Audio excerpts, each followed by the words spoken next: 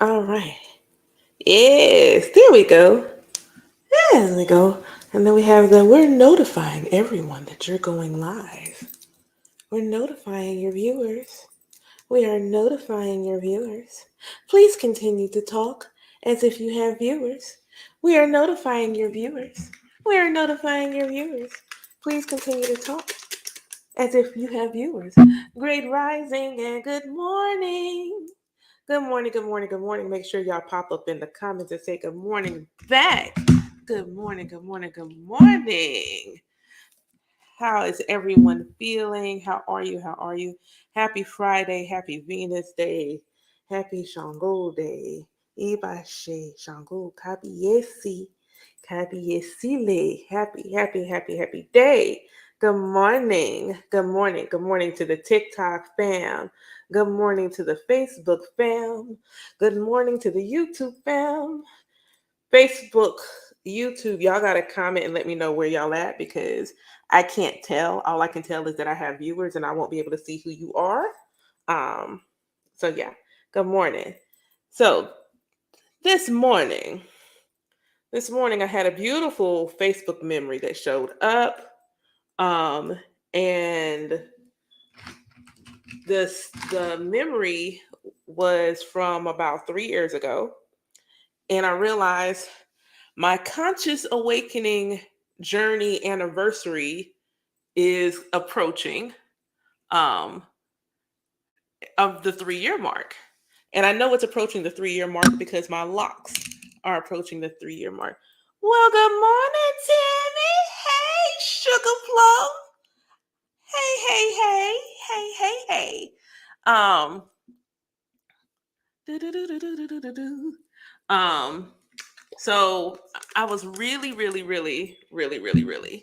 um thinking about where I was 3 years ago and where um I am now and just the journey overall and what that has been like. So this is the post to kind of give y'all some clarity and perspective. And also, let me not be rude. Y'all done came all up into my house and I have not introduced myself. Hi, my name is Iadania. I am an Ifa priestess and spiritual awakening doula for the African diaspora, specifically in the United States. And that is a good summary of what I do. So let's talk about the fact that I was hiding my depression, and the memory was like where the keg, the top on the lid was coming off. So I had been having some blood pressure issues at that time for a couple of years. um Blood pressure issues would pop up, and I'm a person, they would creep up here and there, hereditary and things of that nature. But my pregnancy, they showed up real heavy. So when I was pregnant with my youngest son, my doctor, I was already high risk, and so my doctor threatened me towards the end of my pregnancy, like, if you don't get your blood pressure under control, I'm going to pull you out of work. And I'm like, at that time, the idea of her pulling me out of work terrified me because I was not at that space in that time where I felt like it was safe for me to really take time off. The issue had to be forced. And so while I was pregnant, I ended up in the hospital for my blood pressure. Much like she said, I ended up going to the hospital, and the blood pressure was not food induced. You can tell based on whether it's your systolic or your diastolic, whether this is stress or this is something you're eating or something like that. And for me, it was stress. And when the doctor was told where my blood pressure was, she knew it. So this particular evening, I go to work, and that day I had a panic attack. Thank y'all for the likes. Thank you. Um, so I had a panic attack, but nobody knew it. At the time, I was sharing a car with my now ex, and let's just say we had a disagreement. Thank you for the likes, wherever that is, Facebook, YouTube, I can't tell, but thank you. But I had, um, the thank you for the likes, thank you for the gifts, thank you everybody. So and I don't let me put my glasses on because if you send me something, I want to at least be able to say who it is. Okay, I think that is TJOXO. I hope that I'm saying that right because as you can see, I'm visually challenged. So charge it to my eyes and not my heart. But we had a disagreement. And that particular day I had a presentation to give for my women's group. And on the way back from said disagreement, I'm losing it. I'm driving down the road, losing it, like absolutely losing it. I'm not honestly sure how I made it back to work. I don't know. I don't know how I made it back to work, considering where I was emotionally, where I was. I just wasn't sure. And mind you, I am also 9 months or knocking on 9 months pregnant at this time. Like I'm almost at the end of the pregnancy. So you can just imagine where how I was already feeling mentally, emotionally, things like that. And I had already been towing the line with my blood pressure. So I get to work and I am an Aquarius sun. And though I am an emotional person, I am perfectly capable of hiding my emotions should I so choose. And that's exactly what I would do. So I get back to the office in just enough time to go, and I'm not just in a meeting, I'm facilitating. I am the facilitator of this meeting. I am giving, I am delivering, I am leading the charge of this presentation. I walk in smiling. You don't know that there were tears all over my face. Thank y'all for the likes. Thank y'all for the gifts. I love this. Thank you so much. Um, no tears on my face, no nothing. Deliver a bomb meeting. Not a single soul in that room knew anything was wrong. Not one. Go home, and I know something's wrong. Something's wrong. I'm having contractions. Something is wrong. So I checked my blood pressure because I happen to have a monitor since my blood pressure had already been wonky. And my blood pressure was 170 over 100. And given where things were in my life at that time, good morning, beautiful. Good morning, good morning, good morning. Thank you for the love from Louisiana. I given where my things were for me at that time, I didn't say anything. I'm in my room. Thank you. Thank you so much.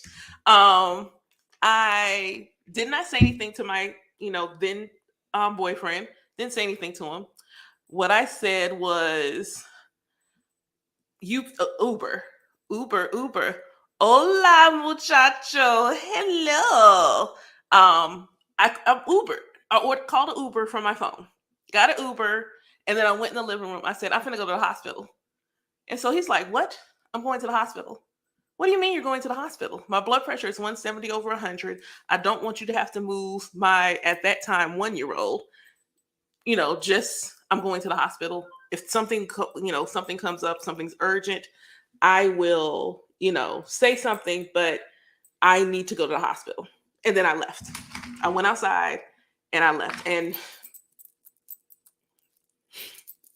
that was so freaking hard. Like so hard. But I just knew I needed to go. And I knew that the source of my stress did not need to come with me. So I left. I will also tell you around the same time, I learned that my son may be autistic, where he was developing normally, and then all of a sudden he went completely silent, where he was talking, and then all of a sudden he wasn't. And I was like, okay, what am I supposed to do here? So when I got to the hospital and was able to calm down, they gave me some medicine to get my blood pressure down. My doctor, being the wonderful Black woman that she is, there's something to be said as a Black woman to have a Black woman caring for you, especially during your pregnancy. She wouldn't let me go home. She had them admit me. And when I talked to her the next morning, she said, I didn't have them keep you because your blood pressure. Exactly. I had them keep you so you could sleep. I had them keep you so that you could actually get some rest. I had them keep you so that you could rest undisturbed. And the fact that she understood without me saying a word that I hadn't been sleeping. because, I had a little one and I had to stop nursing my 1 year old sooner than my plan because I was high risk. And to continue nursing meant I could possibly go into labor early. And that was one of the things that, I had to be mindful of.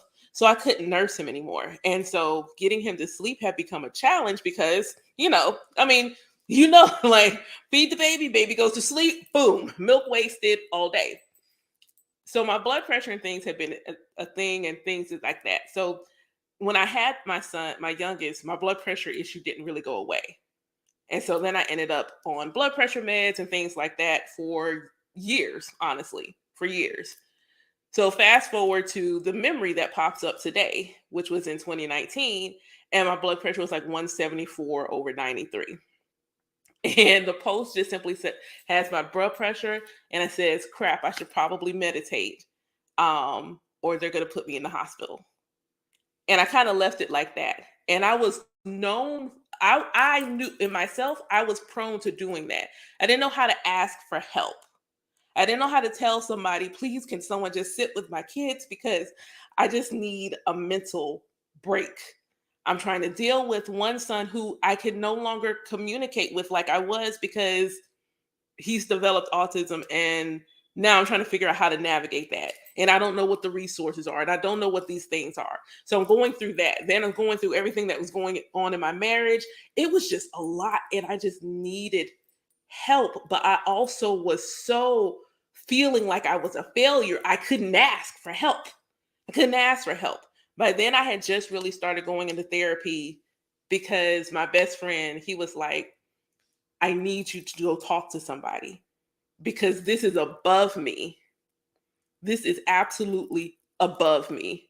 Um, um, it's above me. I can't do this. And and I was like, okay, therapy, doing all the things, blood pressure still not going down. And I realized how much I hid from the people that loved me. Like when I hid postpartum depression, I I hid going into my car at night and crying and wailing. I hid verbal abuse. I hid so much from the people that love me because I felt like a failure. I felt like I am failing and this is not the way this is supposed to be going. This just can't possibly be what it is. So you fast forward, like I said, this is a month before the beginning of my conscious awakening because you have spiritual awakenings all your life. Like you're not simply human, you're a human and a soul, a spirit having a journey. So you're always having an awakening. But then there's that conscious one where something happens and you're like you're aware that you're having an awakening. That's why it makes it the conscious one because you're aware that it's actually taking place. And by the time that took place, not only was my blood pressure high, every morning I woke up in pain.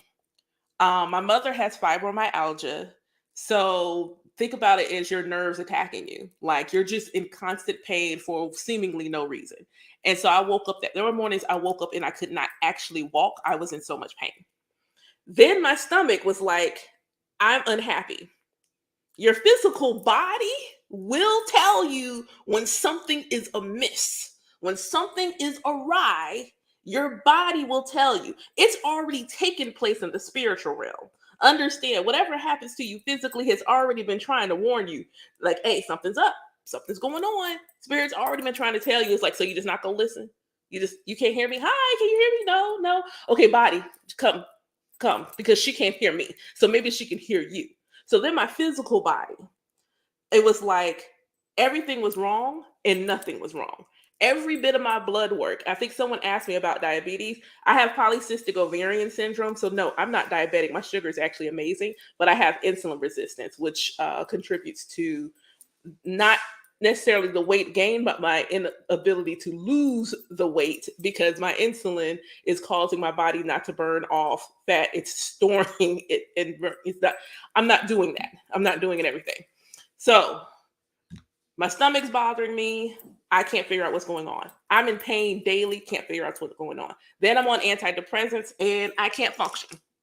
So, so now I'm sitting here like, okay, what do I do? I'm going to therapy. What do I do? The awakening starts, and then all of a sudden, um, why on my For You page, but never on. I can't. So now I'm like, okay, what do I do? What do I do with this? So all of a sudden, once I started my spiritual practice, well, first thing happened is I locked my hair. And this was so spontaneous. Like, no plan, no nothing. Like, hey, FYI, you're locking your hair. What? We're locking the hair today. We're just doing that. 2-strand twist, sitting around watching TV on a Saturday morning, locked my hair. I'm like, okay, we're doing this. Let's go. We're doing this. So I do that. And then all of a sudden, the other stuff starts to come. So now I'm back to, I'm praying. I'm back praying. Okay. I'm honoring the ancestors. Okay. I'm going to the doctor. I'm still doing the practical things. I'm going to the doctor. They're checking me. They said, we can't find why you're hurting. But there's one thing showing up that says to them, I'm not cuckoo for Cocoa Puffs. There is a protein that your body produces when there's inflammation, and mine was twice the normal amount, which said there's inflammation in my body, but they couldn't find it. There's inflammation somewhere in my person. They couldn't find it. Stomach issue, endoscopy, whole nine, found nothing. They're like, I don't know what this is. We just know there's something. We don't know what the something is. We just know there's something. So I keep taking my medicine. But then I start to feel better, about life. Then I start to speak up more. I was in a presentation and we were talking about mental health. And so then I just came out. I was like, yo, I've been dealing with depression for years and I've been hiding it from everybody. And they're like, what? Like, you're the happiest person in the building. You're always smiling and speaking to everybody. That don't mean nothing if 3/4 of the day I feel like, why do I even exist? Why do I even exist? But the more and more I deepened into therapy and my spiritual practice, the less medicine I had to take. The more and more I deepened into therapy and my spiritual practice, the more I would say, I don't like what you're doing.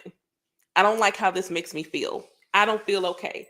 The more and more I deepened in my spiritual practice, the more I felt safe to tell the people that I loved and cared about, hey, you know what? I feel like I'm going for my tarot people. I feel like I'm going through a tower moment. Because I was actively in the throes of a tower moment. For my non-tarot people, a tower moment is simply a moment in your life when it's upheaval. You are being uprooted. What you thought was stable foundation is crumbling because it needs to. It needs to come down so that you can build upon this rubble a more stable foundation. It is a tornado ripping through, but then you get a bigger house afterwards. Like, this is what a tower moment is about. But when you are in the throes of the moment, it don't feel good. It doesn't feel good. And I know some people say their awakening caused those moments. I know it didn't. It didn't. My awakening saved me in the midst of that moment. Me developing a relationship with the Most High again, building a relationship with my ancestors, that is what supported me and helped me to align. I saw something recently and it was a young woman's post, and it was like, how do you even begin to come back to yourself? Because, you know, especially being a mom, it's so easily being a mom and in a relationship, it is easy to lose ourselves in the titles, in the jobs. We forget that we are more than simply the sum of the things that we do for other people. We are still an individual. We are not meant to spend our days, in a subservient role. We are still supposed to be living our life and going after our passions and going after our things. And so then that's the other things that I started to do. And then one day I realized I hadn't taken my antidepressants in days. And I was like, I realized the medicine they had me on for my stomach, I totally wasn't on that medication anymore either. Um, so I'm like, all right, so no antidepressants, no stomach medicine. I didn't even remember stopping. Like that was the thing. I don't remember making the conscious decision to stop. I just remember coming to the realization that I did stop. It's like I didn't realize that was going on. And then I'm like, all right. Then I realized I'm not waking up in pain anymore. I remember the first morning I woke up and it didn't hurt to put my feet on the floor. I was like, oh, snap. Okay, this is dope. This is amazing. I like this feeling. I like this feeling. But there was still, everything else was still happening around me. Ex had already, asked me for the divorce. All of these things were actively still taking place. I just was able to manage them. I had tools and resources available to me that I did not really have before. I felt a sense of like, okay, I need some reinforcements. Somebody come give me some reinforcements because I need reinforcements. And then the reinforcements would come. And then the reinforcements would come and I'm like, okay, bet. All right, cool. I feel I felt so if you think about a tornado, no hurricane's a good one. Ibashe Oya. Think about a hurricane, and the eye of the hurricane is calm. All this other is still going on around you, but the eye of the hurricane is calm. It's quiet there. It's quiet there. Instead of me being whipped around by the winds of the hurricane, I moved to the center of it. I moved into the eye. And spirit was like, okay, now that you're aware, now that you're trusting your intuition, now that your throat chakra is opening and you're saying it with your chest, what you want, need, and desire. It was my phone. Thank you, son. Go play. Um, so now that I'm doing the things, I don't have to be swept away by the winds. I can be like, okay, this change is happening. How can I move through this change in alignment with the change, as opposed to it feeling like the change is happening to me? I want the change to feel like it's happening for me. I want the change to feel like it's happening for me, not happening to me. And the more and more I allowed that to happen, the more and more settled I became. But I had to also allow myself to feel the feels and be honest about how I felt. So often, what did I see a post recently that teaches children to not share their emotions, because you say they start to cry, and then the first thing your parents would say is, "I'm going to give you something to cry about." Because what your initial emotion is not valid. So I'm going to make it a more valid emotion by causing harm to you, and not physical harm, because mental harm at that time was not real. Mental and emotional and spiritual harm wasn't real. So you couldn't possibly have an emotional reaction to that. So instead, I'm going to give you that physical harm, because, that's what we learned in the fields. Hey, ancestors. Shouts out to all the ancestors decided to slip in now real fast. And understand, this is not a blame. Our parents only did what they learned, what they had been programmed with.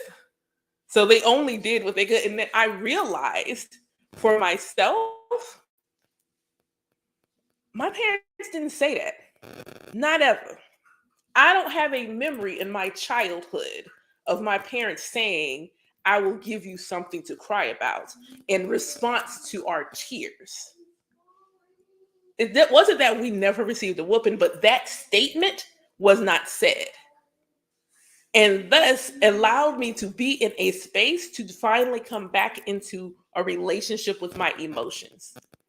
I also had to learn which emotions were mine and where I was pulling from someone else, where I was as an empath and clairsentient, where I'm feeling everybody else's feelings. And I didn't have the energetic boundaries that I have now in place, where I don't have to feel their feelings. One of the beautiful goddesses on here, Goddess Opal, made a very valid point, because I am a very pure, strong, potent empath. but I have no disdain for being around groups of humans. I don't have any disdain for that. There are days I don't want to be around people, but I can go out and be around people. But when I see the other empaths, I can't people because it's too many people. Then your boundaries are weak. Love you. Your boundaries are weak. You have not put up the energetic boundaries so that you can dissect yourself, observe their feelings without absorbing their feelings. You have made it to a point where even if something slips through, you can discern the difference between your feelings and theirs. That is a sign of weak boundaries. And you have to do grounding work and shielding work and protection work, because just like you shield and protect your home from things that you don't want to come in, you have to do that same thing for your spiritual self. You have to do the same thing for your spiritual body, or else everything is going to seep through.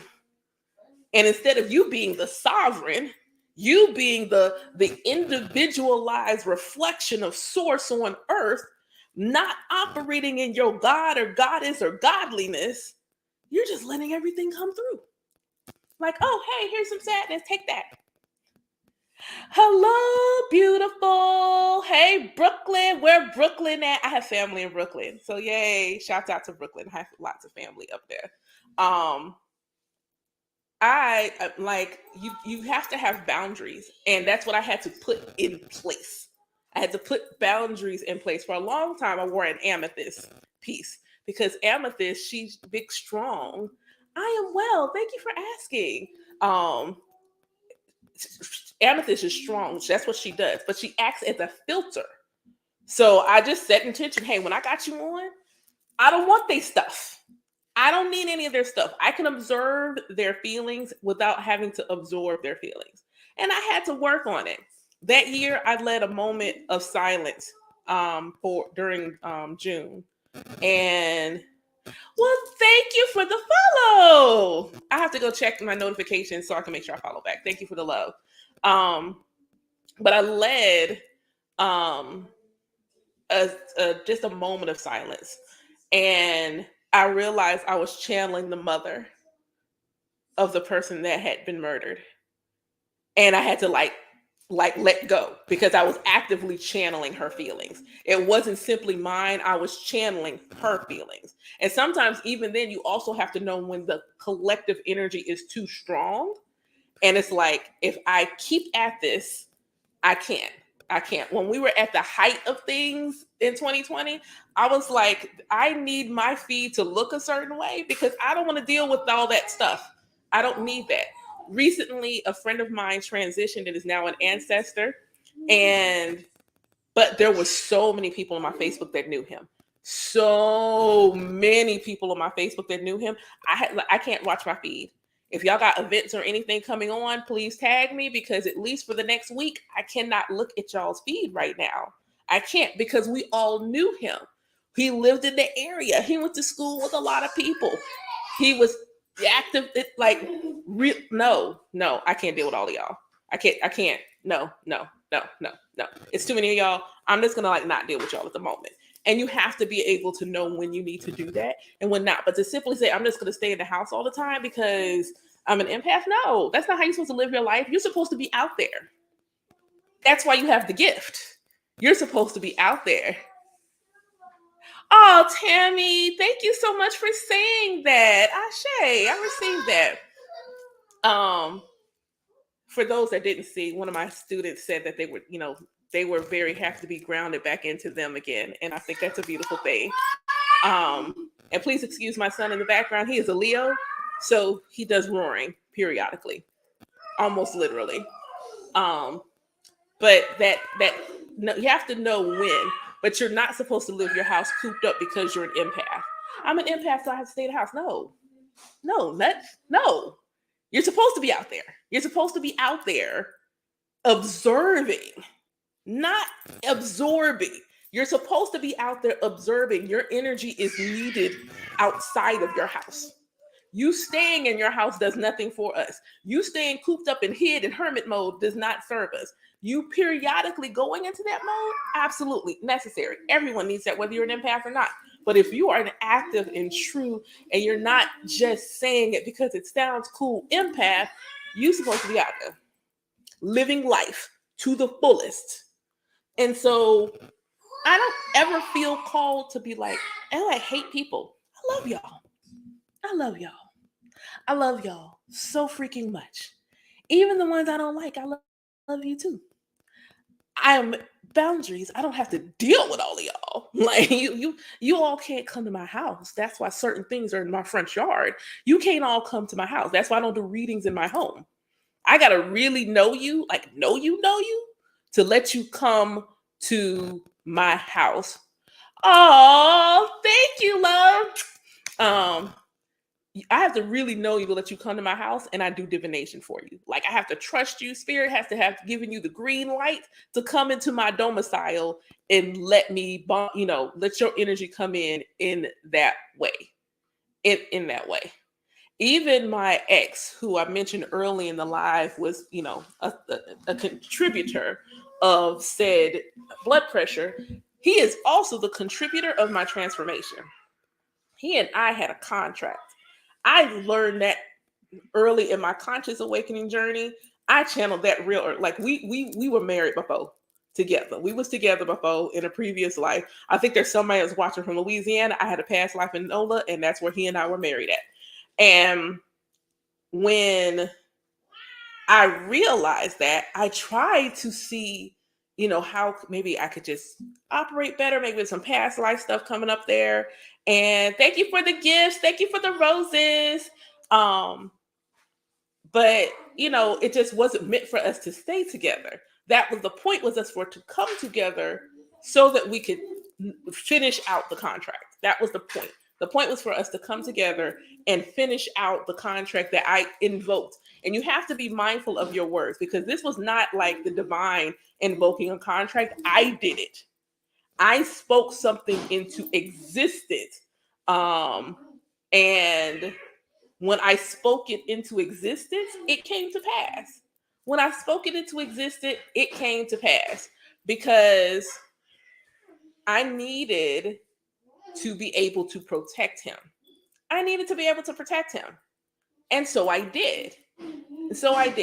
And thus it carried forward. I was like, I'm supposed to protect him. I'm supposed to keep him safe. I'm supposed to look out for him. I'm supposed to take care of him. That's the life that I was living with him past. So then in this life, in much of the same way, it began to manifest.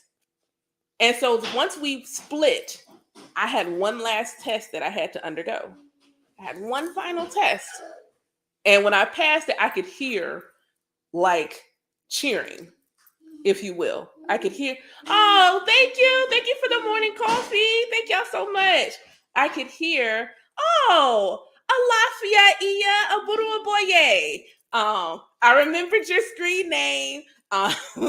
So when I say that I had to like really, oh, thank you, Iya, you're so sweet.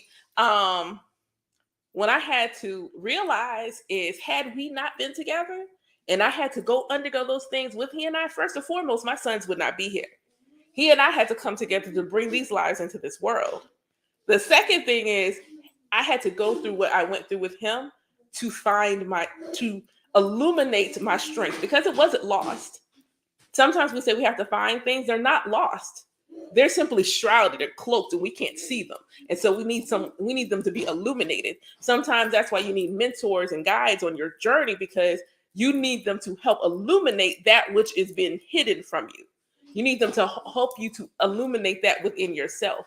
And for him, that's what it did. We don't have the best, like we ain't like sitting around like, having dinner together, but I'm so grateful for the fact that we can have a cordial conversation. I'm so grateful that he is open when I text him things about the kids periodically, because I can't imagine not living with them on a regular, consistent basis. And so I don't want him to feel like he's completely out in the dark. So I keep him updated. I text him. I send him random pictures. When we first split, and there was a point where he felt like he couldn't keep the kids because he was getting things situated at home, I was like, no, you're going to come watch him here. Ali, you come here. Because it was more important than my ego, my pride to getting back My sons needed their father. My sons needed their dad. And so, like, you come here, there is no day where you're going to say you can't watch them because you ain't got a place to take. Nah, homie, you always got a place to be with your sons. As long as I have a home, you always have a place to come and see your children. Period. Point blank. That's it. There's no beef, no nothing. After everything that went on I have no beef with him. I have forgiven him. I haven't forgotten, which is why we could not get back together. We just, like, he would have to undergo the most massive of transformations for me to ever, because, and everyone was me in spirit. Oh no, he's not the one. Oh no, oh no, oh no, no. You go find it. You know, you hear me talking. You go find it. Look at your room. Make sure it's not in your bed. Like, there's no days like that. But he was a catalyst that helped me undergo massive transformation. Massive transformation. And I give gratitude for him being in my life. I am absolutely grateful for his existence. I'm absolutely grateful for us coming together. And maybe that's why I was immediately blessed with people to love me after, because I had no beef. I had no beef with him that would block me from somebody else. I didn't have that. I was open and like, okay, we didn't work. And I grieved it. I cried and I grieved it. But to feel like, because he and I didn't work, love don't work. No, he and I didn't work. Period. That's it. He and I didn't work. Love worked. He and I weren't just supposed to stay together. He was supposed to be for a season. He was not supposed to be for a lifetime. And sometimes, like I said in my video about love, sometimes we want everyone to be the one, when that might not be your journey. You may have a multitude of loves in your life, but because you are so adamant that it has to be this one, there's only one. Why? God is infinite. And if every single person is an individualized aspect of God, then there are infinite possibilities for you to come into oneness with the Most High. So why would you limit that experience?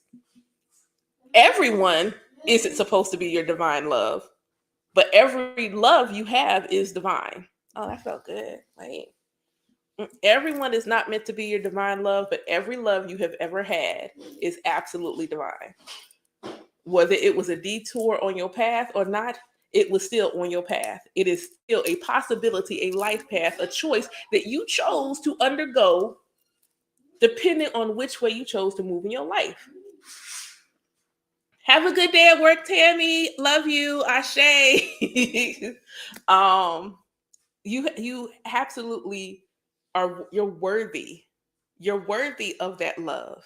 Understand, your divine love doesn't mean it's peaches and cream and roses. It means that y'all came together and love was born, and love is always divine. Y'all came together, love was born, and love is always divine. And sometimes you are the catalyst for transformation. Like when you have to go and you don't understand why you want to go because you feel like there's nothing wrong with this person, but you can't stay with that person. There's something guiding you and saying, I can't stay. This is just, I can't stay. And you're trusting your intuition. I just saw 11:11 on my timer. You have to go. And that is okay. That too is divine, because sometimes we are the catalyst for transformation for somebody else. Sometimes we are that person's tower moment. Sometimes we are their wake-up call. And when we don't allow ourselves to allow the path to unfold in ways it needs to, we are stunting their spiritual journey. We are the obstacle. We become the block. Instead of the flowing water that's helping move through their life, we become the obstacle in the block. You'd have to decide which one you want to be. Do you want to be in the flow and always allow flow with others around you? Or you want to be, a blockhead? Which one do you want to be? Okay, so let me see how I'm gonna okay, so somebody, I don't know if she's watching, so if I don't see where she watched, then I'll go do this on the post. But I stitched a post, and the beautiful soul was discussing knowing who you are and being able to articulate that. And her comment was basically like, when you can do everything and you are everything, how do you summarize that? So as I introduced myself at the beginning, I said, hi, I'm Iadania. I am an Ifa priestess and a spiritual awakening doula for the African diaspora, specifically in the United States. How to come at? There's a couple of things. And this also will pair in with the how do you find yourself? You're not lost. If you look in the mirror, you're not lost. You're still there. There's an idea that someone said like you spend your whole life asleep. No, you don't. You spend the post trauma portion of your life not illuminated, not completely operating in your full light. As a kid, you know exactly who you are. You know, as a kid, probably about like when trauma really starts to hit, when bullying really gets heavy, or people start the noise that self-doubt starts to creep in, then you start to forget. But little you, like real young you, that was doing all kind of foolishness, jumping off the furniture, eating the dirt in the ground, that you knew exactly who they were. Everything. They knew that they were everything. And the reality is, all of you are everything. You have a multitude of talents, gifts, skills, passions, loves.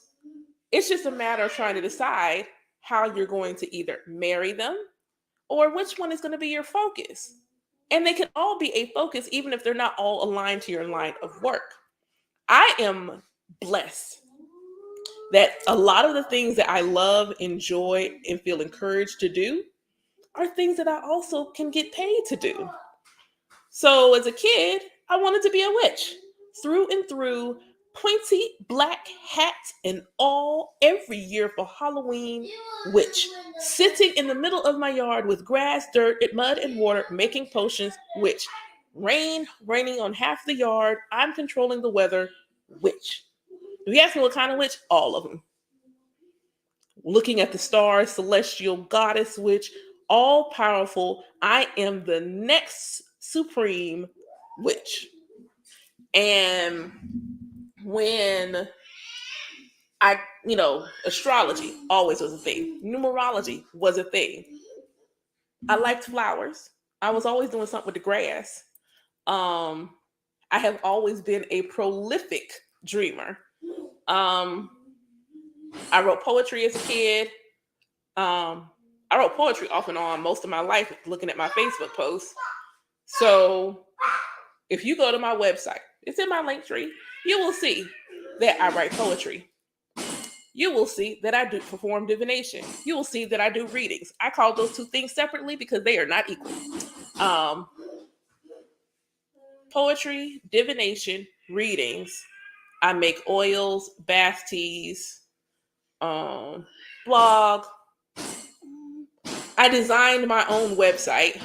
So if you're like, oh my God, your site's so pretty, thank you. I designed my own website. And all of these things are things that I can get paid for. I also have a resume writing service on my website because I'm practically spiritual. Like until money goes away, you still got to work. And since I'm fine in interview skills and resume writing, I offer that too. So then it's like, well, how do you describe that? And I had no idea. If you had asked me maybe a month or two ago, I couldn't tell you. I could not summarize that into something really clear and succinct that would encompass everything. I didn't know how to do it. I struggled with it. I would have people tell me, like, what don't you do? I'm an Aquarius. I could do anything.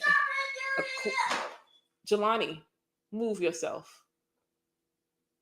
Now go put it in the dirty clothes. Lord. Pac-Man ended up in Kool-Aid. I had to think about that, but I had always had this one person like, is there something you don't do? I used to say I don't like math, but I don't like regular math because spiritual math apparently comes really good, easy to me. So I can't say I don't like math no more. So, no, if I can learn how to do it, I can do it and execute it with a severely high amount of proficiency. Alafia awo buruboye. And my heart is now full. Oh, Lord, my heart is so full. There's not anything I can't do. I can do absolutely everything. If you can teach it to me, I will learn it and execute it like I've always known how to do it. So how do you put that in? How do you summarize that? And one is praying. One is praying. I'm like, I don't know how to describe this. I don't really, and I'm good with words. And I was struggling to find the words for myself. I just didn't know how to summarize it. And it came really, really, random, if you will. I just happened to be thinking about a doula. And for those of you who have been following for a minute or write my blogs or things like that, you'll notice lately I have been really particular about words. Ashe, see you later. About words. I have been really particular about words. So then I looked up what the word doula meant. If you took out birth away from it, I looked up what a doula meant. And I was like, okay, so a doula is someone that supports someone on their journey. Okay, cool. Every single modality, whether it is my poetry, whether it's a reading, whether it is divination, whether it's just me sitting there talking to you, whether it is this, whether it's a podcast, every modality that I can tap into is a means of support for others on their journey. Thank y'all for the likes. It is a mechanism of support. Okay, cool. So who am I giving support to?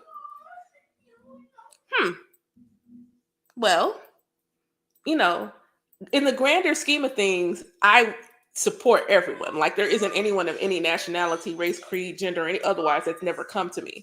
But the repeaters, the people that come over and over again, absolutely are the melanated, microcosm of divine beings on this world. So I'm like, okay, we've got that scheduled. Okay, but who? And I'm like, folks going through an awakening in various stages. They're not always in the very first part of their conscious awakening, but they're in an awakening of some sort at that moment when they come to me. And so I'm like, all right. I'm like, you're a spiritual awakening doula. What? And I'm just sitting there with it. I'm like, oh.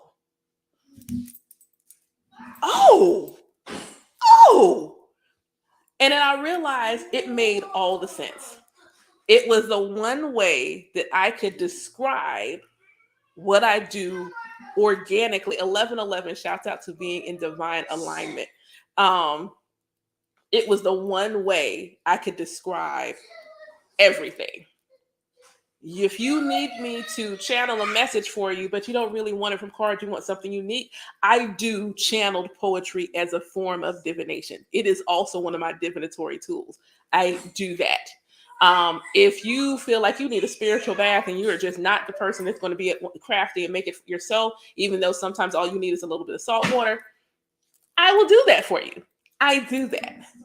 If you try to understand your destiny and things of that nature, but you don't necessarily want a reading, but you still want to understand, cool. I can do a simple birth chart reading and give you a full numerology reading. All of these things are tools, resources aligned to support you in your conscious awakening journey.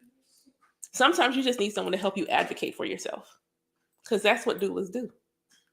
They help you to advocate for that which you want, need, and desire. And sometimes you're not sure how to say that when you're talking to the divine, even though all you got to do is open your mouth. Like literally, you just have to open your mouth and say, this is what I need. And then when you say it and you're like, oh, I want a sign. I did this on the last live. I need a sign. Well, what kind of sign? What do you mean? What do you mean what I mean? Because you're always getting signs, but because you've never been specific about what sign is going to resonate with you, you're just getting signs. Why don't you say what kind of sign?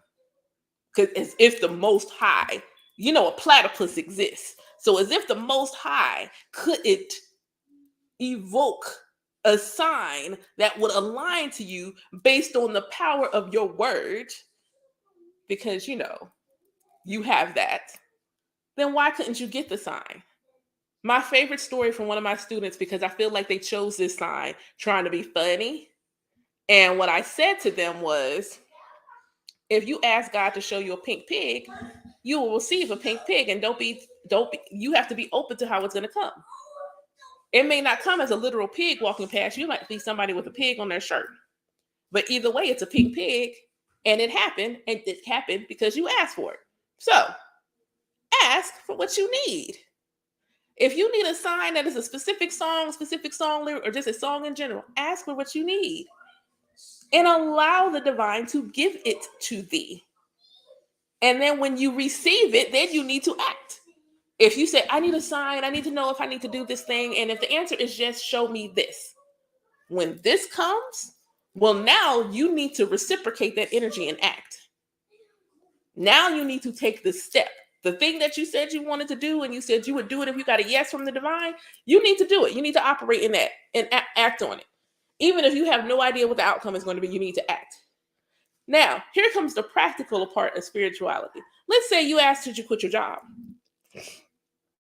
And you get a clear, definitive yes. Chuck the deuces. But you ain't got no money saved. That don't mean quit your job today. But it does mean acknowledge, one, you know that you are being spiritually led to quit your job for some reason. And two, you need to have a conversation with God, universe, angels, ancestors, your spiritual team, the whole 9 yards. Have a conversation with your spiritual pantheon and say, look, you want me to quit my job? Bet. Okay, cool. We're now on the same page. I am not ignoring you, but let's partner together on this. Let's partner together on this, because I don't have no money in the bank and you ain't made money disappear yet. So while we still have money, I need some. So how do we make this happen? And I use that example because it's personal. I knew leaving my company that I had been with for at that point almost a decade was almost a certainty. But I knew single mom, I didn't have it in the bank. I didn't have it in the bank. Single mom, 2 children with special needs, I did not have it. I did not have it. I didn't have it. So what am I supposed to? I'm sitting in my altar. I'm like, look, Lord, I'm not ignoring you. I don't need no tower moment. I need money. You want me to quit my job? Cool. I need money. And then I kept checking in. And what kept happening was, don't move. Don't move. It's cool. Don't move yet. I'm watching everything from my divination, from my birth chart, for transits, everything said something was coming in relation to me and my job. Everything said it. And so I'm just watching, being patient. And I can say this. So I do not work at that company anymore. And I was laid off. I didn't have to quit. I was laid off. And I was laid off after I reached my 10-year mark. So I will say I'm taken care of. I prayed specific. This is how much money I need in the bank. I can't have a gap in my income.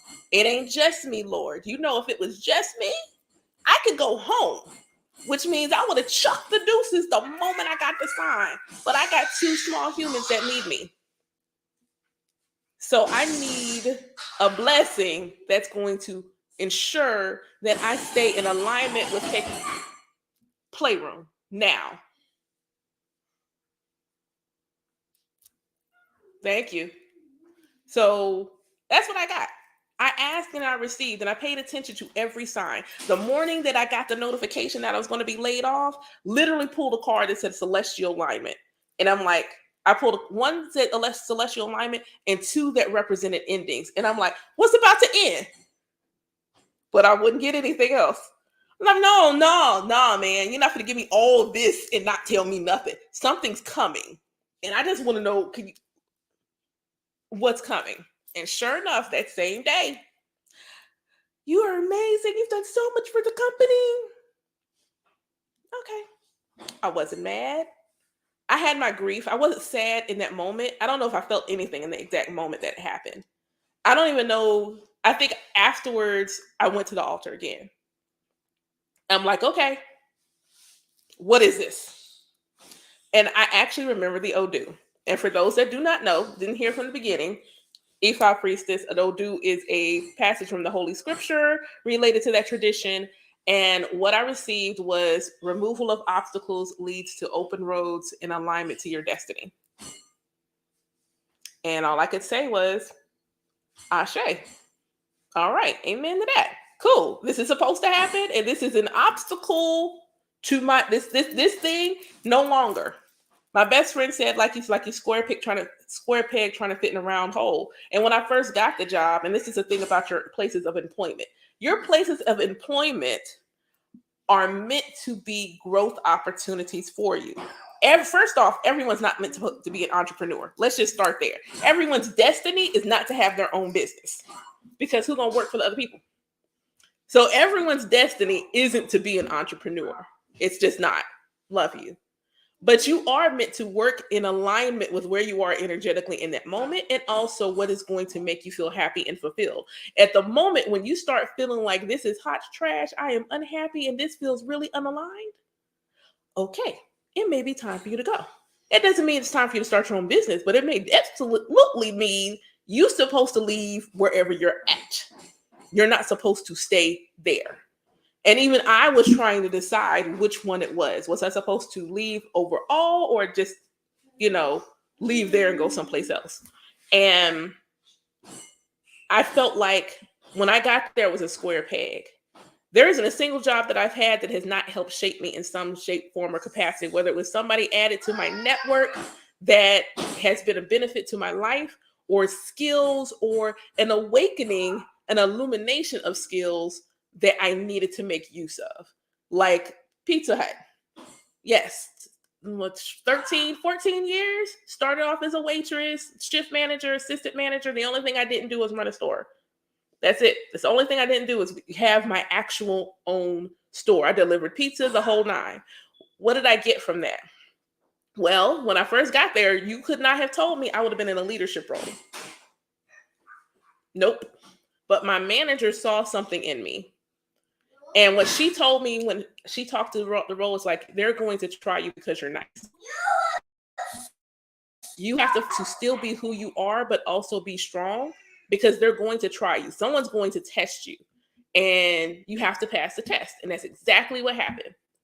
One of my first nights closing, and the best driver in the store tried all of my gangster. I'm like, this is how we're going to do things. This is I need this to run this way. This is how I stay efficient and effective. Wouldn't listen. 1, 2, 3, you can go. What? Who gonna close the store? I will close the store. I can do bad by myself. Clock out, peace, and you could talk to the store manager about why I sent you home. And I put him out. We never had another issue.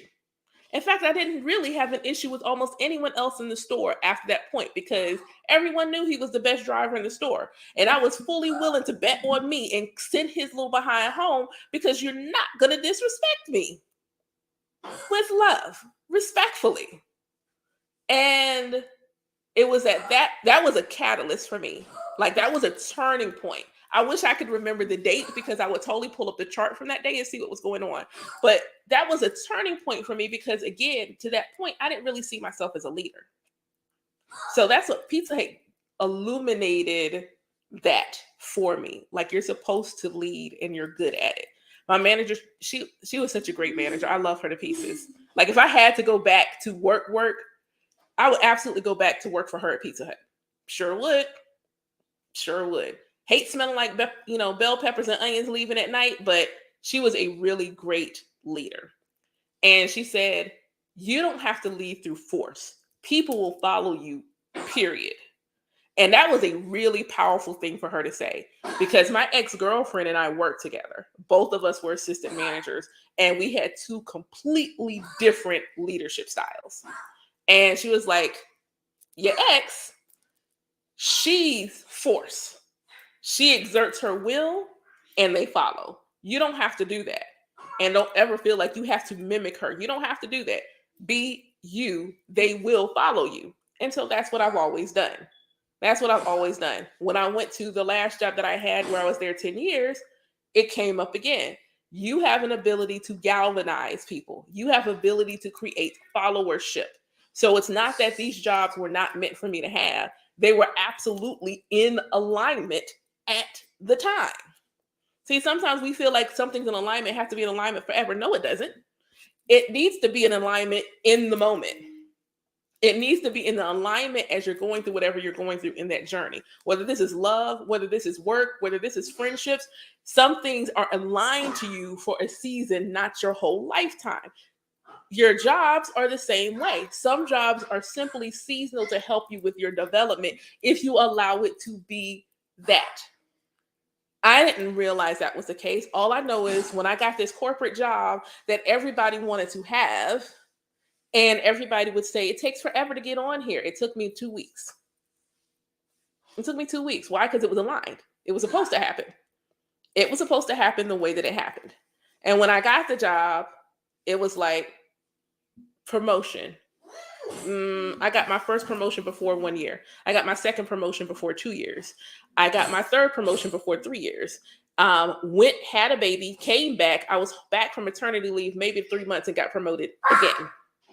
The job was aligned. And then I hit my ceiling.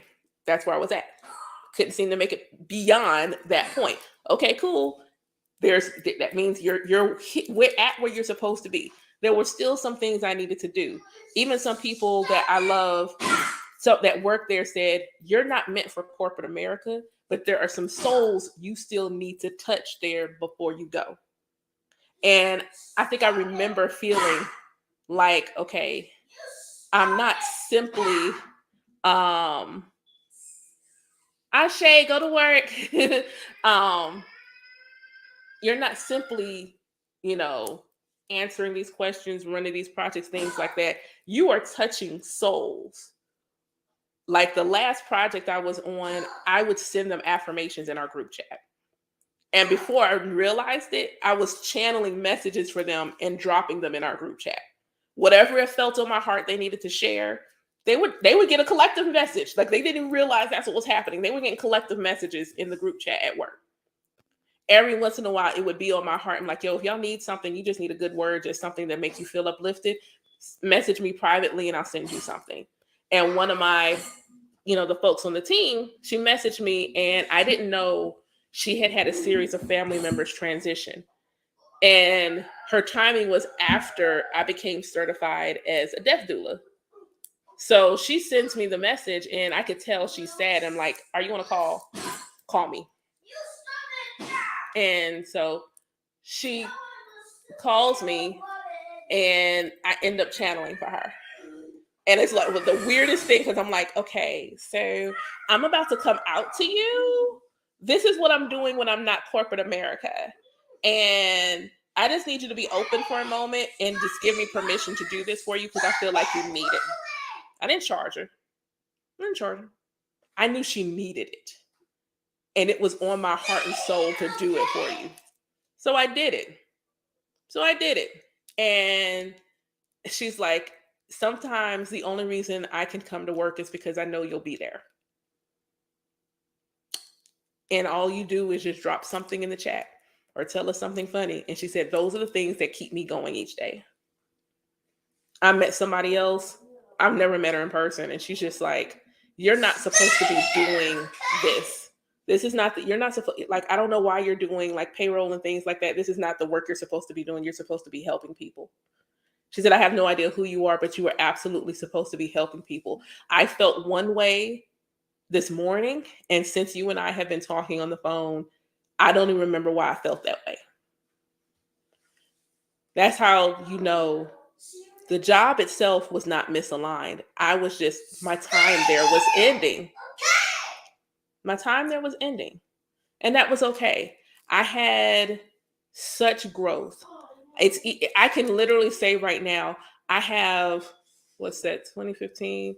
So I have 8+ years of leading groups that are in alignment to supporting the growth, elevation, empowerment, and inspiration of women and their allies. I can say that. I wouldn't be able to say that had it not been for their job. I can say that. I have the expertise to help coach and develop somebody to realize their full potential, regardless of what kind of job they have. Because I've had a multitude of customer service jobs, corporate America jobs, restaurant jobs. I used to bartend. I worked at a few clubs. I can help you grow. That's what I do. I water. I plant seeds and I water. I water and then I show you how to shine a light, the good light on your seeds so that they continue to grow even when I'm not around. It doesn't matter. Some things are just aligned. So, yeah. Dude, this is almost 11:30. No wonder my son's over there having a whole superhero fight in my dining room floor. I wish y'all could see it. It's yeah, yeah. So that being said, hi, newest Ia. I see you up there, Alafia. Um, so that being said, let me see what I got. Let's say 5 minutes. 5 minutes, so I can get back to what I was doing with taking care of my crown. Anything? Yeah. Give me a question, something, or even if you just want a word, like you need a good word, you just need something to help you get through the rest of your day. Just say so. My glasses are dirty as heck. I don't even know why I have them on my face. I wish you could see how dirty they are. The glasses gnomes are real. They are real because I have no memory of touching my glasses. So yeah, if you need a good word, a good thought, a good something that will help you get through the rest of your day, anything, go ahead and drop that. I'll stay on like another 5 minutes and then I'm gonna scooch. Um well, hello. I am well, all is well, as well. Peace, peace, peace. How are you? How are you? Part trying to do this without eyes. I mean, I have eyes, but like, those eyes, but they're just useless. They were just useless. Anybody need anything? When I say I'm going to the nail salon this evening so they can cut my index finger and thumbnail back down so I can actually use those two fingers, that's going to be a thing. That's definitely happening. Cut these two down. I need those two fingers. I need to be able to function. So 5 minutes. Any question? I'm not doing divination. Let me do that real fast. I'm not doing divination. Oh, for those who have been following my posts for a while and know that I have a Soulful Saturday this Saturday, I'm going to also do a subscribers only live. So that way, for those people who, some people just don't like taking extra steps. So cool. You want to come to Soulful Saturday, but you, for some reason or another, don't feel like going to my website and making the donation so you can get the Zoom. Or maybe you don't like Zoom and you like coming to the lives on TikTok. Whatever the case may be, I'm going to do it live on TikTok too. So I'm still going to be on Zoom, but I'll have my phone up. I'll do it live on TikTok as well, but it will be a subs only because Soulful Saturday is not free. So it will be a subs only live. So you can subscribe to my lives and then you'll be able to be in attendance. It is the coming to the end of Black History Month. And so in honor of that, I am doing something for the ancestors on Saturday. You do not want to miss it. It's going to be beautiful. It's going to be beautiful. Oh, it's going to be beautiful. We're going to pour libations. So you can bring your water, whatever libations you feel like your ancestors are going to love. But we're going to give some honor and reverence on Saturday. We're going to get some honor and reverence. We're going to demystify a couple of things because sometimes I'll be like, look, why are you making it so hard for people to understand what this is? Why are you making it so convoluted when it's not? You miss your grandmama? Okay, cool. Talk to her. You talk to her where? Just say something. Grandma, I wish you was here. Grandma Susie, I wish you was here. Grandma Jackie, I wish you was here. Grandpa Earl, I wish you was here. Uncle Johnny, I wish you was here. Let me tell you what I did today. Yo, I'm so grateful that you used to play music for me all the time because guess what I like to do now? Guess what I like to do now? I like to play music and I do that in honor of you. When you get that overwhelming urge to listen to Earth, Wind, and Fire, you're like, where'd that come from? It come from your ancestors. You better play that Earth, Wind, and Fire. Bring them elements in there. You better let them hear the elements. Do a little shaking boogie. So that's what we're going to do on Saturday. We're going We gonna honor the ancestors. Y'all got good 3 minutes. Y'all got a hot 3 minutes. I got 3 minutes. Thank y'all for doing this. Thank y'all for the likes. Thank y'all for all the gifts today. Y'all have been so lovely. Thank you for the love on YouTube. YouTube come through real nice today. Thank you for the love on the tubes of you. It has been most appreciative. And, I seen the trolls. And all I'm going to say is, I ain't got to make not one move. Ain't nothing I need to do physically that won't be taken care of spiritually. So you know what? That's why I just ignored them. I'm good on that. I'm good. Unbothered, unfazed. I'm just going to keep it moving. I'm going to keep it moving.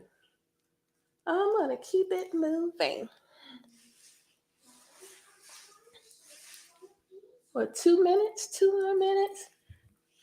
Ask me something random. Ask me what my favorite anime is or something. Because yes, I am a spiritual nerd. July is not getting here fast enough because I want to watch Bleach. I'm currently watching My Hero I'm rewatching Assassination Classroom. I decided to start Boruto. I think I'm gonna rewatch Castlevania again because I'm really sad that they're done, and I feel like, why? Do something else. I don't care what it is. Do something else. I need them to hurry up with Seven Deadly Sins, so that I could keep watching the churn. I want to keep watching the kiddos. And if who I think is still watching, I wish I could tell if that is YouTube or Facebook where I still have one watcher. But if y'all don't say good morning,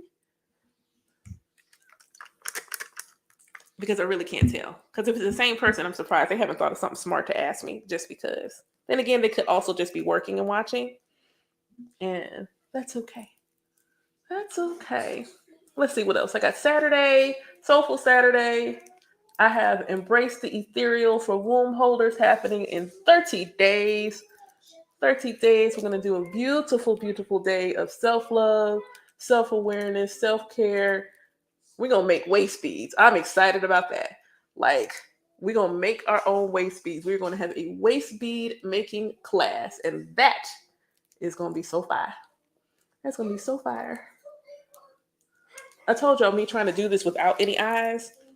But I have been maintaining my locks since I started them, and it literally just came up in divination the other day. Take care of your hair and be mindful who you let do your hair. And I'm like,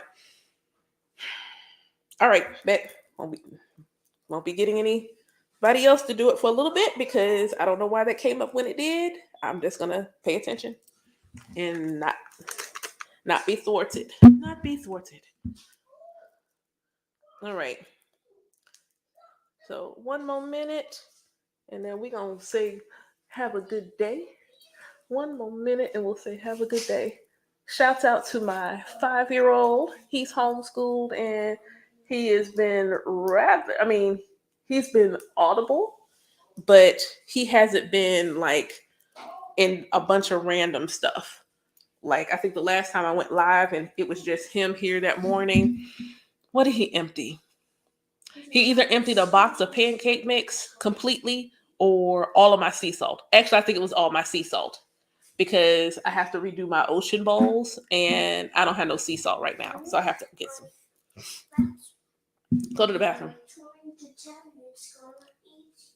Who's going to eat? Who? Okay, I don't know. Who's going to eat? I got money. Sorry. I got money. Oh, and my waiting list is open for my course coming up for guiding folks through a spiritual awakening, going through things like how to feel your intuitive yes, how to cultivate a practice for your dreams, how to get started with ancestral veneration, how to build a relationship with the Most High that feels good, right, and authentic to you outside of what somebody told you in a book. Um, so if any of that is interest to you, you can get on the waiting list. That link is also in my bio. How convenient. How convenient to have a link in the bio now. Thank you for the followers, because without y'all, that would not be possible. Okay, so cool. I did the 1 minute.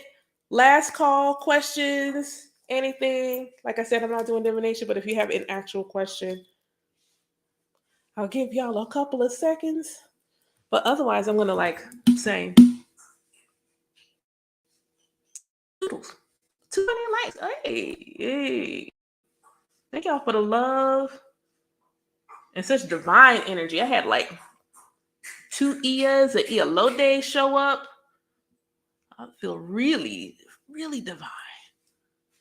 One of my students showed up on YouTube. What you looking at, son? Nothing, nothing, nothing. Okay. All right. Well, thank y'all so much for the love today. Thank you for the gifts and all of those good things. If you haven't followed me, please be sure to follow me. And I will, and that's alignment. I will holler at y'all later. Take care. Have a good day. Yes, end it now.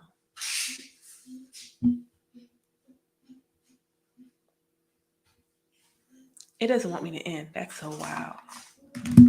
Let's see. Y'all finna get a boob shot. Sorry. There we go. Bye, YouTube or Facebook or whichever.